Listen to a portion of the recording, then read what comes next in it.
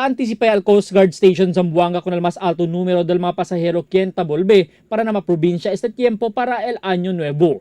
En conexión asigun con este, daan niya installed al dila mga passenger assistance desk del mismo terminal del Pantalan lokal que preparao extende asistencia medikal, carga y el seguridad.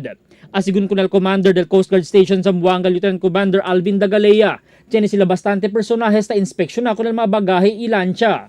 Actually, the same preparation kita as del Christmas. The same lang alkuan kita man as na New Year kasi we expect the same or either man increase pa el number of passenger.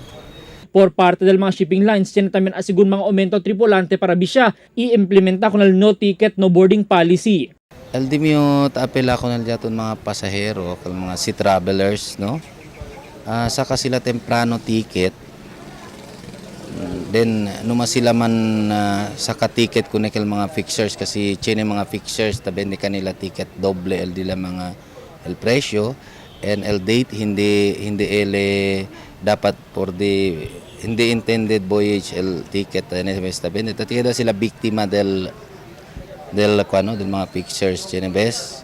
Yari itira el otoridad que distrito el implementación del dila reglamentos na pantalan, especialmente na asunto del overloading of passengers. Yaase sila klaro que hindi sila tadale clearance para el voyage si sobra el número de mga pasahero na de este maximum capacity.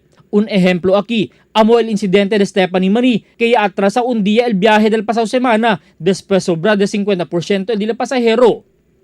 Albert Luna, Dateline Zamboanga.